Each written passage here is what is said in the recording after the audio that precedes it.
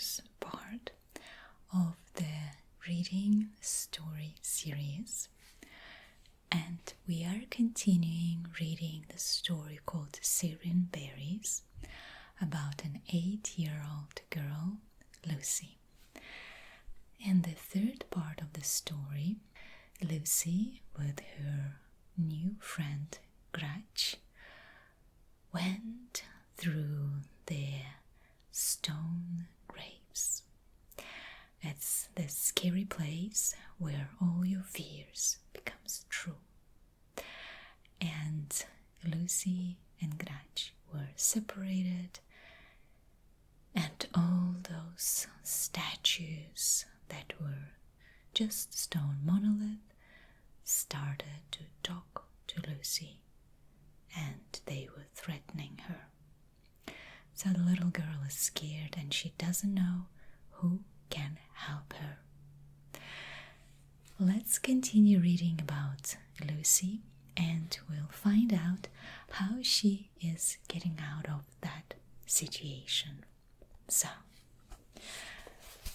this is Sirin Berries, part 4.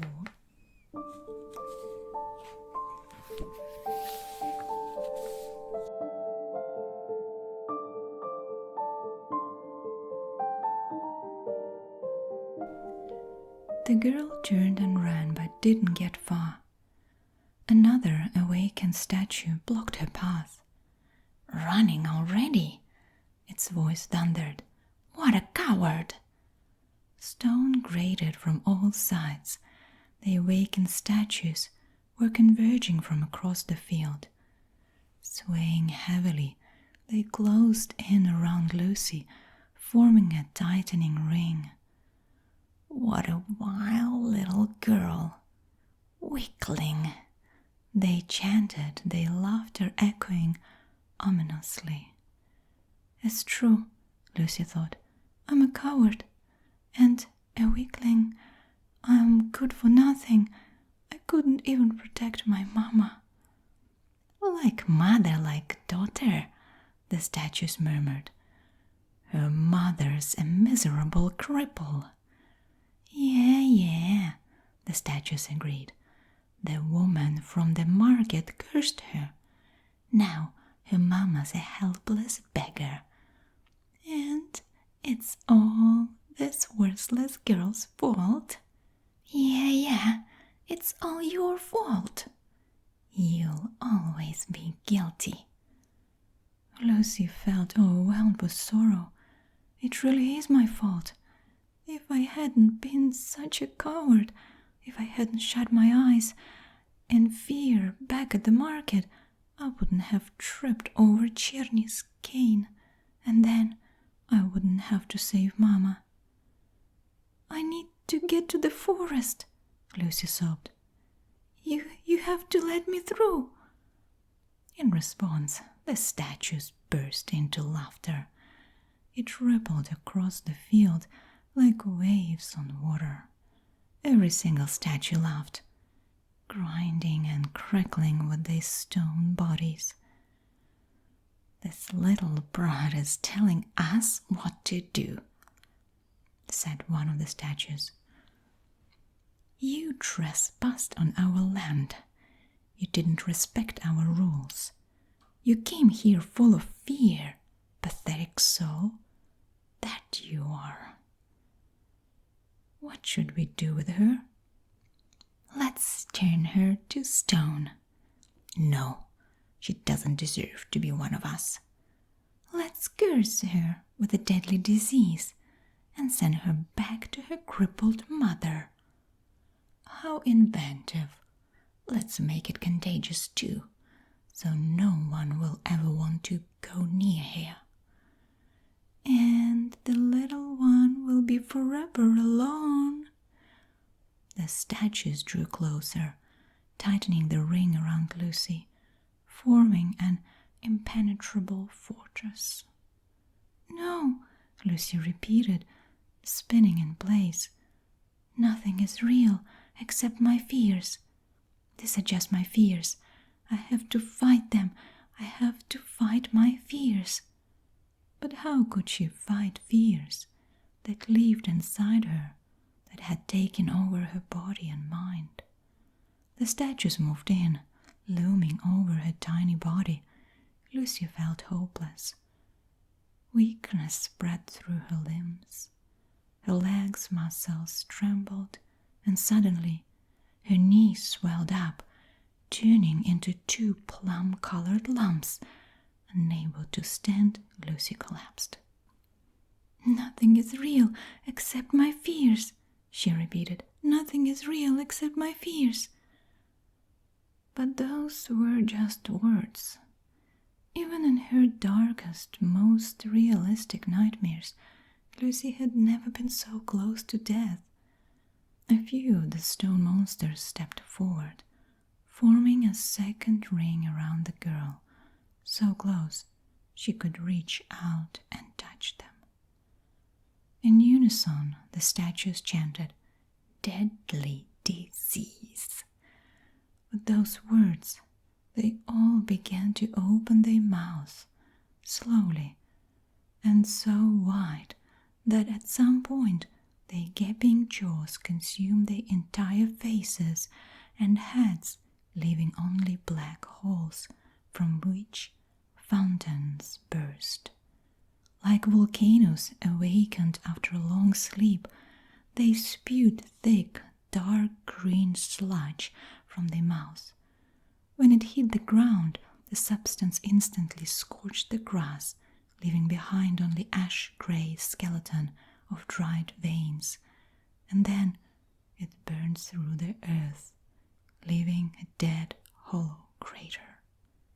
By leaning forward, backwards, to the right, to the left, Lucy managed to dodge the drops, but the lava streams grew more intense with every second. It was like a deadly downpour. There was nowhere to run, and how could she run when her legs were useless, just like Lucy herself? A drop splattered on Lucy's shoe. The material dissolved quickly, letting the sticky, uninvited guest seep through right onto the bare skin of her foot. She screamed in agony, clutching her toe. Looking at the wound, Lucy was overwhelmed by rage. She had been betrayed by her shoe, which was supposed to protect her toes, by her legs, which was supposed to carry her to safety, by Gratch, who wasn't even real, by her mother, who had lied about Lucy's magical power. "I don't have any magical power, Mama. I'm so weak. I can't even move." The girl screamed through gritted teeth. Desperately, she clutched the basket with both hands, and to her surprise, she felt a comforting warmth.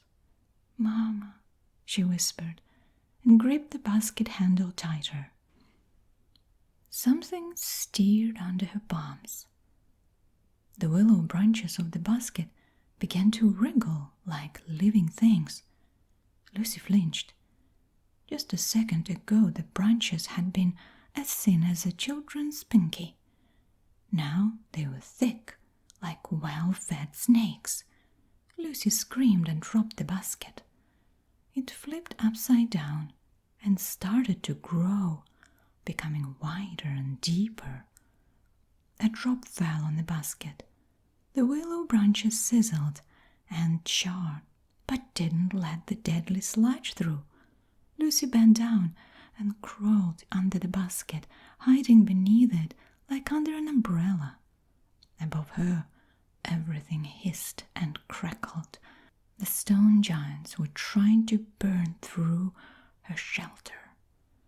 "Not a single fearful soul has ever hidden from us," came the statue's voice. "Don't think you are smarter than the rest." With those words, a massive drop landed on the basket. It was so heavy, the branches bent under its weight. Lucy's heart pounded. The bottom of the basket began to smolder. Another drop hit the same spot, ruthlessly burning a jagged hole. Through it, the girl saw the mouths of the statues dripping with disgusting steams of thick, dark green slime. "Nothing is real except your fears," the chant jarred and babbled inside Lucy's head. "Another lie. Everything here is real, except maybe the saying is wrong. Maybe it wasn't except at all. Maybe it was nothing is real except your fears. Accept! I accept!" And in that moment, Lucy understood everything. "You are right," the girl shouted, crawling out from under the basket. "I am full of fear." She grabbed the basket handle and raised it above her head. The branches began to pulse with a faint glow. "I am afraid, but my fears are part of me. You have no rights to use my fears against me. Instead, I'll turn them against you." The fear of losing her mama was so powerful, it awakened a magical power deep within Lucy's heart. It surged through her arms and into the basket, warm and steady like her mother's touch. The willow branches came to life and began to writhe and unfurl. Within seconds, the basket unraveled. The branches grew and stretched, crawling swiftly across the cracked field. They wrapped around the stone giants, climbing up their rough surface higher and higher. The statues groaned and grated, spewing more of the scalding sludge. But the willow branches were faster. In a flash, they reached the tops of the statues and crawled inside their wide-open mouths. In an attempt to defend themselves, the statues tried to close their mouths, but it was too late. The willow branches were already inside, choking the flow of the deadly sludge. A horrid rasp, like thunder, rang out across the field. The statues were choking on their own poison. Their helplessness shook their monolith forms with fury.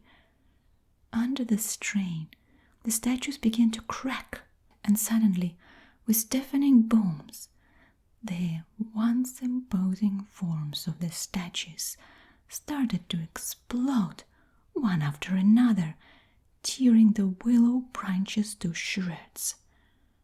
Hundreds of stone blocks flew into the starless sky, then rained down like a meteor storm, crushing everything in their path.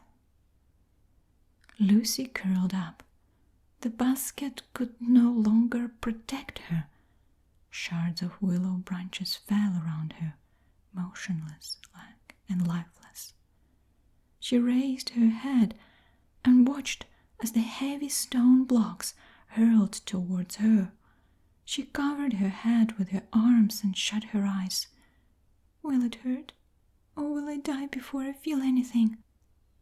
Something hit her, but she didn't feel pain. What fell on her wasn't heavy. It was soft and creaked pleasantly. It was a leather coat. Gratch's coat.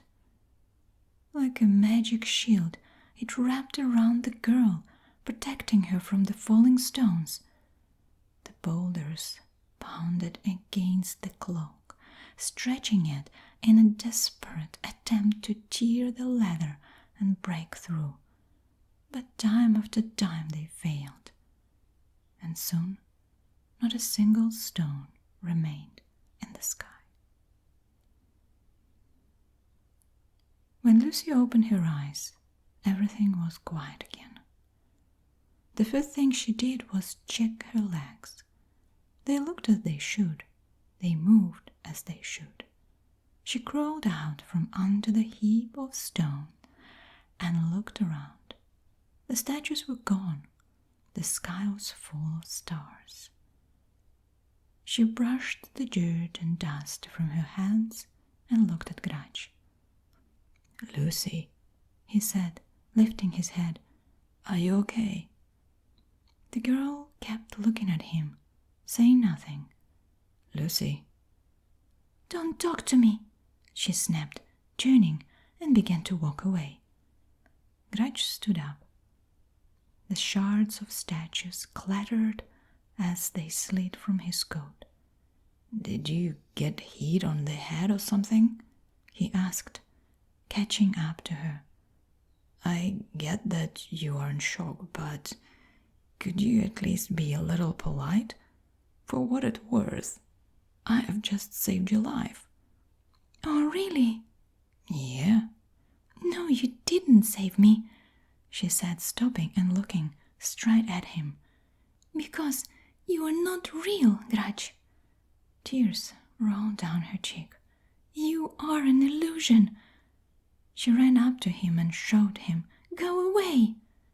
"Don't be ridiculous, I am real." "Stop lying," she screamed, pounding her fists against his ribs. "If you were real, I wouldn't be able to see you. You are a passenger on the midnight train. How can I see you off the train? How?"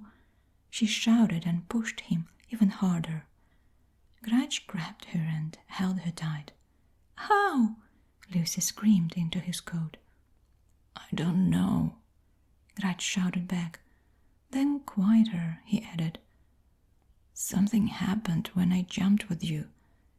I don't know what, but I'm not your illusion. I'm real, believe me." The little girl's body shook as she gasped for breath. She shook her head but hugged Gratch back. "I want you to be real," she whispered through sobs. "I am," he said. They walked side by side across the field. "Look," Gratch said, pointing ahead. "There's some kind of sign. Where's my flashlight?" "I lost it." "Lucy." "What? It didn't work anyway." "And your basket, did you lose that too?" "I used it to fight stone statues." Gratch chuckled. His smile wasn't the fake one from the train. It was alive, genuine. "What's so funny?" the girl asked. Her forehead wrinkled in an attempt to look angry. "A little girl defeating giant monsters with a willow basket. Too bad I missed it." "I'm not little, and I'm pretty scrappy," she said. "Yeah, I noticed," Gratch replied, rubbing his ribs where she had hit him. By now, they reached the sign. It was wooden, with words carved into it. Entrance to the final refuge, through the forest. They looked in the direction pointed by the arrow. On the horizon, they saw the forest. "Do you even know what the Sirin Berries look like?" Gratch asked. "No, do you?" "Nope, never even heard of them." Lucy sighed. "How am I supposed to find them?" As they neared the forest, they began to hear an extraordinary loud rustling of leaves. The forest was dense. It looked more like a wall or a stronghold, an impenetrable fortress. The branches and trunks held tightly to each other, guarding whatever was hidden within. "And how are we supposed to get in?" Lucy asked. "What?" Gratch called out. The rustling was so intense, it was hard to hear even someone standing right next to you. "How do we get in?" the girl yelled. "Is there an entrance?" The moment she asked about the entrance, the rustling stopped. and everything fell into silence. "Welcome," said a soft, deep voice. "Is this my illusion?" Lucy whispered. "No, I heard it too." "Welcome home, travelers," said the same voice. It came from deep within the forest. The leaves rustled again, but this time softly, tenderly. Thick branches parted, forming a narrow passage. "Hello," Lucy said, leaning towards the passage.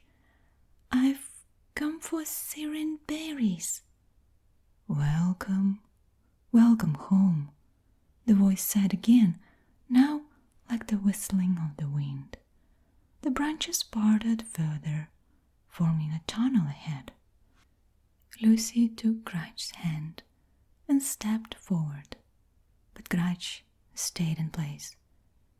"Lucy, I have to return to the station. I can't go any further. I'm not ready." "No, Gratch, you don't have to take the train anymore. You're visible now. You can come back with me to Golden Hills." "That place isn't for me." "Don't worry. Mama will save enough money and we'll move to a big city. You can come with us, please." "Welcome," the voice from the forest interrupted. "My gracious invitation is for you both." "See? For both of us. Come on," Lucy said, smiling. She had known Gratch only for a few hours, but he wasn't a stranger. He was the missing puzzle. She dreamed of returning home with him, wanted to introduce him to Mama, who she was certain would welcome him as a long-lost friend. "The three of us will stick together like a family," Lucy thought, "no matter what life throws at us." She took Gratch's hand, and together they entered the forest. The branches behind them rustled and closed the entrance.